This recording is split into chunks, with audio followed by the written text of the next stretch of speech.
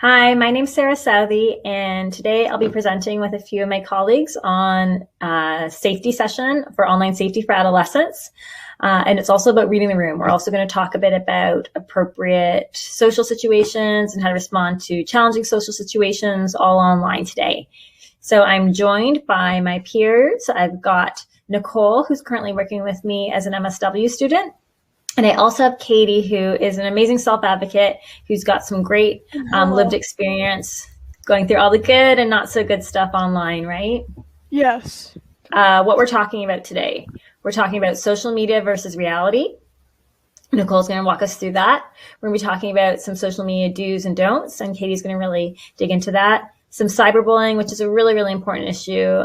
We know that there's a lot of not so nice people online, so working through some of those pieces. And then we're going to wind down at the end by going through a game called Interland that Nicole and Katie will kind of dig into together.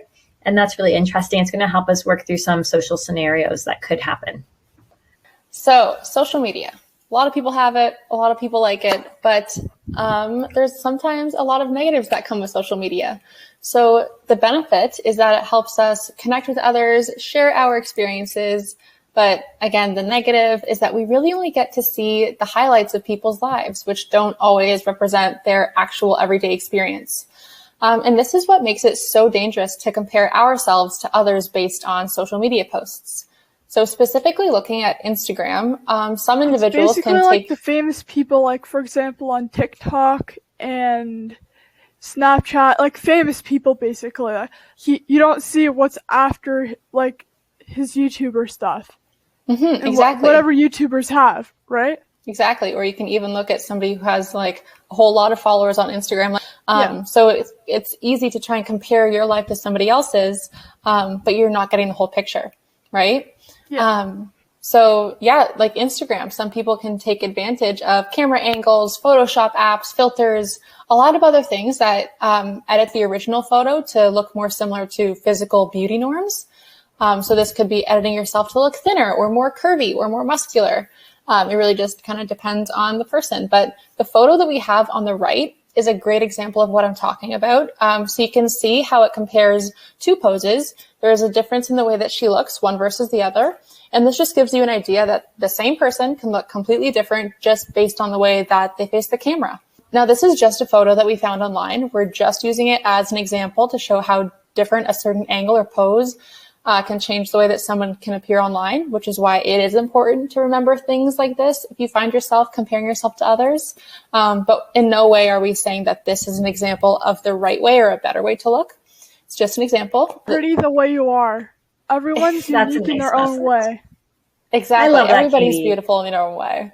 But as a whole, the social media personas each individual has is very different from someone in their everyday real life. And a lot of people, specifically teens, spend a lot of time using social media platforms. So only ever seeing the perfect parts of someone's life, it's really easy to create a negative dialogue about our own lives when we start to compare ourselves to other people. And this could cause something like lower self-esteem. So when using social media, it is so important to remember that we don't know everyone's true story or how they may have edited a photo or tried to pose. It's just important that we're taking frequent social media breaks for this reason, even though I know that may be hard. But especially if you feel like it's hard. It's generally addictive, but if you feel like it may be impacting your mental health or if you feel overwhelmed or discouraged, like you said, Katie, everybody is awesome and different, and it is important to take breaks when you need them. Like when I was little, my mom would say, everybody has something special about them. That's amazing. I love that. A good way to check in too on how you're feeling about social media is practicing some mindfulness. One thing that you can consider doing before you sit down, a couple of deep breaths, just checking in on your mood when you sit down, right? It could be a few mindful breaths. It could be just like thinking and doing a quick body scan, thinking, where am I feeling tension right now? That's always good before you even go into it, because if you're in like not so great of a mood or you're feeling kind of down before you jump online, then what do you think is going to happen when you see everybody having these perfect lives? Is that going to make you feel better or worse? No, it's going to make you feel more depressed, right? Right. Yeah. So maybe if you're feeling kind of down, a better activity to do instead of jumping online, because jumping online is a quick and easy default. Can I give them an example? Yeah. Go ahead. Like example, if you have a dog or cat, you can play with them first. But if you don't have that, you can always draw pictures if you like to draw or color. Yeah, beautiful Coloring strategy. is one of my favorite strategies to calm myself down. Also, to play with my puppy. That's awesome. Yeah, those are really good strategies. Yep. So doing an inventory before you sit down online. And then also I would say, maybe setting a timer for a couple of reasons. Setting a timer for knowing how long you've been online. So maybe you set that at 20 or 30-minute intervals. And when that timer beeps, maybe that's your cue to get offline, or maybe that's your cue just to check in and be like, am I doing this now because I'm enjoying it? How am I feeling again now? Stopping and taking a few deep breaths and thinking, is this still working for me? Am I getting kind of frustrated? Is this fun? If it's fun, then maybe that's okay to keep going, but just kind of setting some timers to just do some more inventory and checking in on yourself could be good too.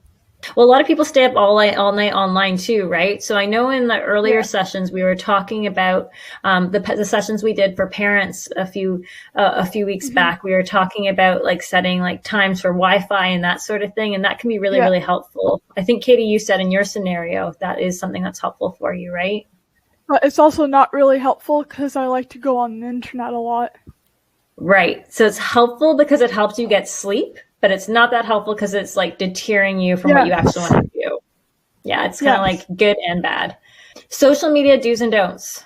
What do you think about contacting someone a bunch of times, sending them a bunch of messages, but they don't respond? What do you think about that? That is a big no-no. Well, let me tell you first why. Because if you text someone 100 times a day, they'll eventually get upset and block you. That's one reason. Another reason is that's called harassment. Yeah, you've got both those reasons really nicely outlined. So I work with a lot of people who are really, really interested in what influencers are doing. And they really like to comment and like to try to tag or message the influencers. And I've seen too many times people get in a lot of trouble for continuously doing that. It's really, really easy to misread boundaries and friendships and relationships online. And we're going to talk about that in the next slide a little bit more. But definitely if you message someone, I said if you message them 3 times and they haven't responded, to stop. I think, Katie, you said even like if you message someone twice and they don't respond, that's your cue to stop. Yeah. Is that right? But I'm going to say this. If it was a famous person, well, I was texting with a famous person today, actually. We were texting back and forth, just talking about his song, Astronaut on the Ocean. I said it's really good and stuff. After he didn't reply, I stopped. Right. Yeah. So something to know about influencers is like it's part of their job to engage with their fan base a little bit, right? And so he did that today, and that's cool. Yes. But it also does not mean that they're all of a sudden your BFF. You're not best friends. It means that probably that's part of their job to respond to fans a little bit, and they probably really appreciate the compliment. But after you converse once or twice, that's great. And then if they don't respond anymore, then it's time to stop messaging them, because it would not be a good thing if someone that you really like watching and learning about and following their stories, it would be really unfortunate if they blocked you or that sort of thing, right? Or even call the cops. For sure, right? And that's where the harassment comes in. So like I said, I've had a number of people get in trouble for harassment online in the past. And I work with a number of people who get like either temporarily suspended or banned, content banned, but also like sometimes they get kicked off the apps that they like the most. And that really sucks for them. That's really unfortunate, because then all of a sudden this outlet that was such a great positive thing for them is kind of not available to them anymore, and they really feel a loss. Katie, what do you think about posting pictures of other people? First off, you need the person's permission to tag or whatever. Like, in the past, I've actually done that, and they've gotten really upset at me and stuff. But you gotta ask the person who you want to post. If it's a famous person, they want people to hear their story. Right? Yeah. But if it's a friend, then definitely ask them their permission. And vice versa. It would be great if you could make sure that your friends were checking with you before posting content that may include you as well, right? Well, that's generally kind of best practice. So it's good to like just figure out what everybody's balance is and how do you determine what's appropriate or inappropriate. So always good just as an extra thing to do these days for sure. Yeah. Okay. What about if I have like a really bad experience at some restaurant? Or my teacher at school really frustrates me and I'm in a really bad mood and I want to get it out. Is it a good place to get it out online? What do you think? No. Okay, why not? Because if your teacher is following you on Instagram, then he or she can see like what you're saying and stuff, and you could get probably suspended if it's something inappropriate. Mm-hmm. Yeah, for sure. And what if it's not even a teacher? What if it's just like someone else from your school and then they share that with the principal or something? You could get actually suspended, or even you could end up out of school for a long time.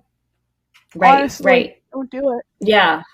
Yeah, for sure. I'm guessing that a lot of teachers are not probably on a lot of their students' social media just for appropriateness, but certainly a lot of peers, a lot of classmates might be on, and that could get really sticky really quickly. And it doesn't just mean like complaining about a restaurant or a teacher. It could be like complaining about a friend, saying rude, mean, hurtful things about a friend. Or rumors or whatever. Mm-hmm. I work with also a lot of people who post cries for help online as well. So they may post something like...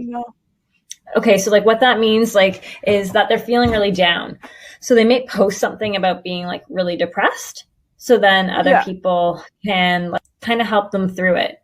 And sometimes they may be feeling that way in the moment, and sometimes they may be feeling really down. And it's confusing and sometimes hard for others to know what's actually going on. So I would say if you're feeling really, really down and depressed, where possible, talk to a family member or friend, or even like something like the Kids Help Phone. I would say try to talk to someone a little bit more directly too. Don't just post online as your main source, and know that if you do post online, it could get back to someone else, like your parents, and you might feel, I don't know if you're ready to share with them what's going on for you, that sort of thing. Yeah. Go ahead, Katie. Or another option is you can also, if you have an animal at home, like any type of animal, you can talk to your animal. I know that kind of sounds stupid, but no, it'll make you feel a lot better though. You just gotta like get your stress out somehow, but you just talk to your animals and whatever you have at home, people, brother, sister. Yeah. Sometimes even just talking out thoughts or writing down thoughts as well is a great way to deal with some of that too. Yeah, or depending on how you or drawing it out. That's an excellent example. Yeah, for sure. So there's many other ways to get at emotions besides like kind of putting it as a status or a comment online for sure. Yeah. And I would also say to further that, do not post when you're feeling like emotionally charged. If you're already feeling kind of stressed and you're kind of escalated and you're at a high level of stress, it's probably not a good idea to post at that moment. I'd say take a break from social media in that moment, do something else, get some movement in ideally. Okay, so another social media do or don't. Okay, Katie, should you accept anyone who requests to be your friend or follower? No, because someone who you don't know, do not accept it, because you never know who they could be. They could be someone really bad, but you don't know. And they're acting like somebody else. For sure. Quantity does not create quality. A lot of people want to like accept everybody because then that means that they would have more followers or that sort of thing. They would look at that as like higher status. Okay, listen here, guys. It's not about the followers. It's about what friendship really is.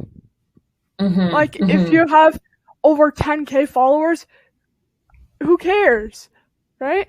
Because it's more about friendship. For sure. And that person with 10,000 followers probably doesn't actually have many more closer friends. It just means they have a lot of people who are interested in their lifestyle, but it doesn't actually create better relationships. Another thing to avoid is political or religious posts. They can be offensive, so avoiding those kinds of things as well with your posts is important, particularly if your thoughts and views may be changing over time. Remember that these things kind of stick with you for a long time, so that can be a little bit loaded for sure. checking in regularly on social media and how you feel. So we already talked about that kind of like earlier by doing that stuff about kind of scanning, some mindfulness. Katie mentioned some deep breaths. Social media diet. So I work with a lot of people around social media diets. They may be feeling, and this can like include things like how they're monitoring like the news and stuff like that on different media platforms as well. Like for example, COVID-19.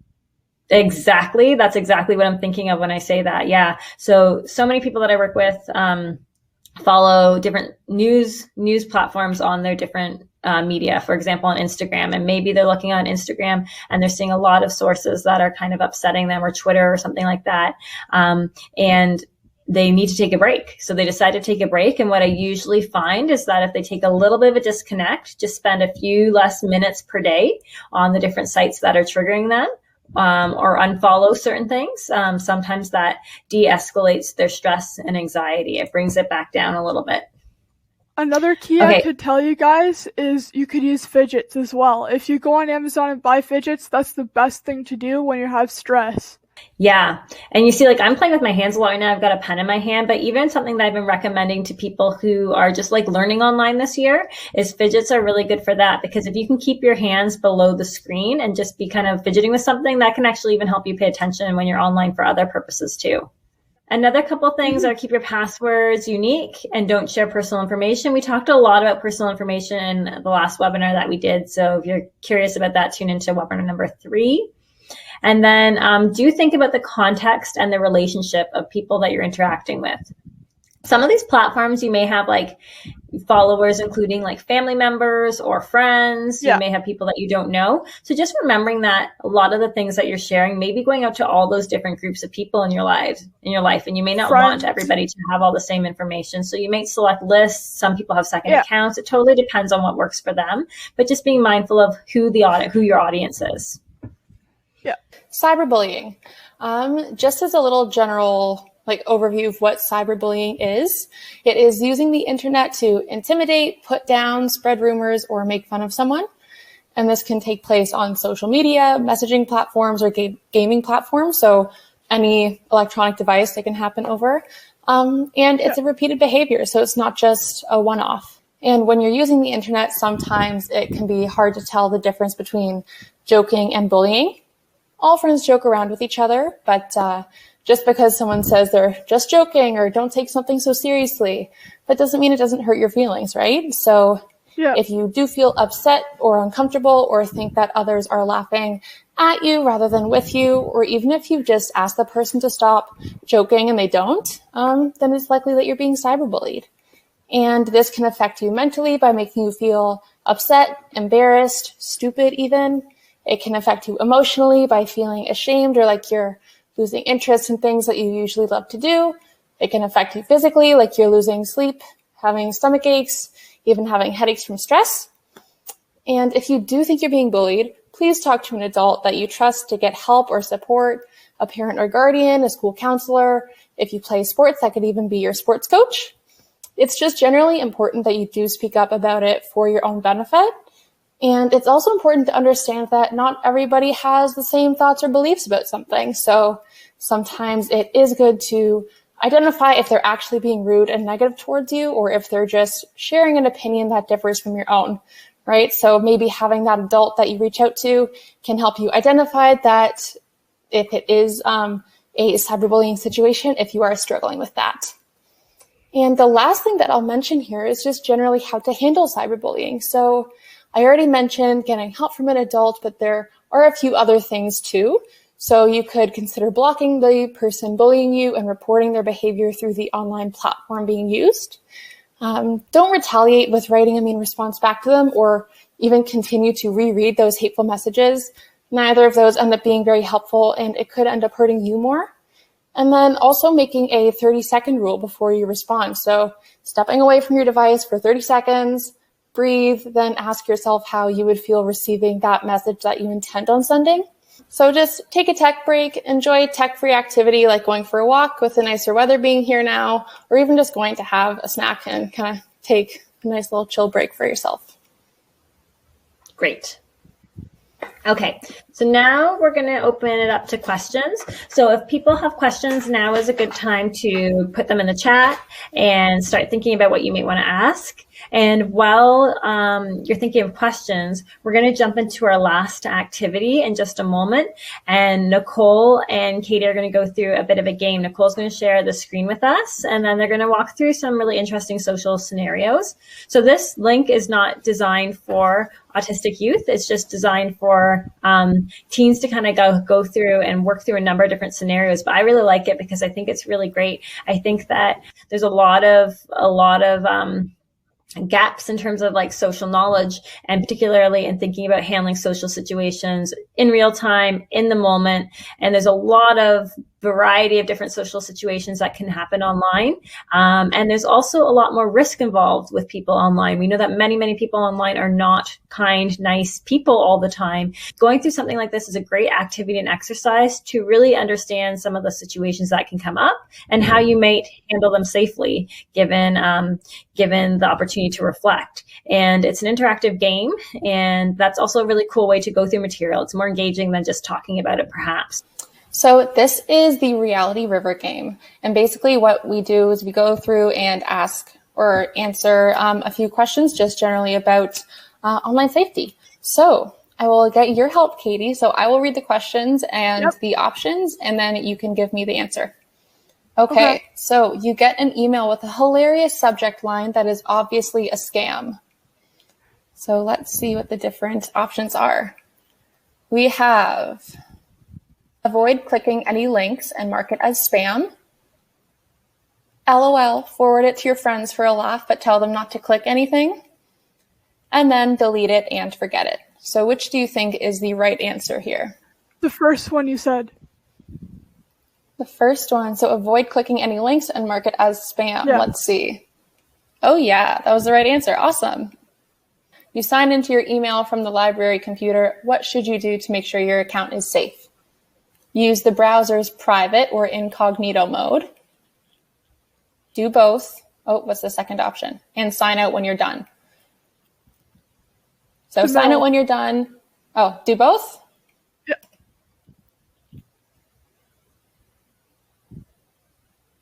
Perfect. 30 more points. Awesome. Okay, we'll end it at this question. So your parents give you permission to buy a video game online as long as the site is safe. How can you tell if it's secure? What are the options? The URL starts with HTTPS and your browser shows a green lock symbol. The site says it has a secure checkout, supposedly. And then the site prompts you to sign in with a password. The first one you said. First one. Yep. Aha, you were right. Awesome job. I think I actually covered that in the last webinar. Okay, so we're just about done. This is actually the end of the journey for our webinar series. If you want to catch this one again or rewatch any of the content from today or watch any of the ones that we recorded previously, they're all available at that link right there. And lastly, we have a few additional resources. So if you want to play the Reality River game that Nicole and Katie just went through, that's a link here. There's a few more detailed tip sheets. We just took a highlight of the tips for do's and don'ts online, but there's a lot more things that you could be considering. And then we also have some good crisis line resources, some online bullying resources, and then more information on how to identify and deal with cyberbullying. There's a lot of topics here, a lot of content that's really important that we went through today. So if you had any interest in any of those additional pieces, then there's some good information there. And if you had any specific questions for me, that's my contact. Otherwise, we want to thank everyone who tuned in. We want to thank Autism Ontario for having us. And thank you so much. Thank you. Thanks, Katie. Thanks, Nicole. You're very welcome.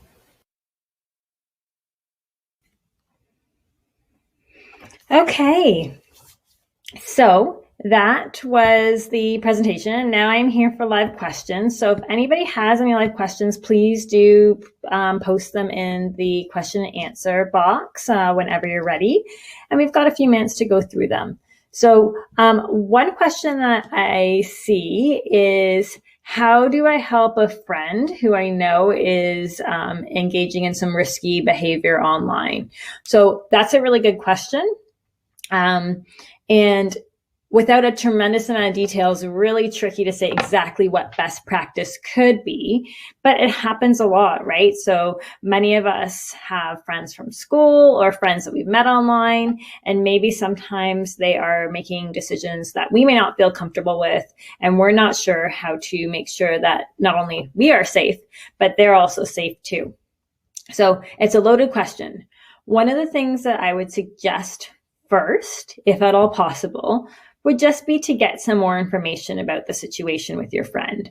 So if you know, let's say, for example, that they're meeting somebody in person that they met online, and they're meeting them in the evening on some kind of like hiking trail or something like that, that you know is not very busy, and you're kind of confused and scared and worried for them, that would be kind of more of a serious situation where context, again, thinking about context, the situation could be as simple as them looking at websites that you know their parents don't approve of. So the risk involved in these different scenarios looks very, very different, right? So it's always about first questioning and thinking about what is the context of the situation. Is it that we're kind of misaligned in terms of personal values on this, or is there like a real immediate safety risk? And so from there, once you have the context, you're going to figure out your communication for solving the problem. So many times with friends, when they're engaging in unsafe behaviors online, if you have a close relationship, one of the best ways to approach them would be probably starting by directly talking to them if you can. And sometimes friends are not super open-minded to hearing others' advice and that sort of thing. So it may not totally go super smooth, but that's usually a good place to start, is by directly communicating with the person who the issue might be with. So if it is a situation like your friend is going to meet up with someone in potentially an unsafe situation, then directly saying like, I'm worried about you because of this reason. If it's a situation where they're looking at some websites that their parents may not approve of, it may not be as urgent or pressing, but you may say like, hey, did you ever think about what would happen if you got caught? You may get your internet banned, that sort of thing. Or I don't feel comfortable with those websites, that sort of thing. But definitely starting with context, then thinking about communication. And then the other one that I like to do, I call these the 3 C's of communication. I tie them in a number of different contexts. The third C would then be checking in. So once you kind of figure your context and your communication, then the third thing that you'd come back to is checking in on them a little while later. So, did that person continue to make plans to go see that, meet up with that person in possibly a risky situation? Did that person continue to use those websites that their family members were not approving of? Checking in and figuring out what actually happened after you tried to communicate with them and share your perspective and give some feedback. It's good to check in on that later. If someone's being harassed or bullied online, checking in with them first is always a good thing too. And then also thinking about reporting those behaviors is really, really important as well. So those are a couple of tips for dealing with if you have a friend who is engaging in some online activity that's at the very minimum not comfortable for you, right? The other thing too is just being there and just, letting your friends know that you're there to listen can be really, really helpful. We know that social media versus reality is something we talked a lot about today towards the beginning of the presentation. And a lot of people who are online are feeling really down, depressed, and confused at times. So making sure that you can be a person who your friends can listen to, and in turn that you've got people that you can bounce ideas off of and share and communicate with is really, really important. So that was a main question that came through. So if we don't have any other questions, then just a reminder that this session will be available online shortly on demand, as well as the previous 3 other sessions. The first 2 are geared at parents. The third was geared at adolescents, as well as today, of course, was geared at adolescents. Thank you so much to Autism Ontario for hosting this series, and I hope that you enjoyed them. Okay, take care. Bye now.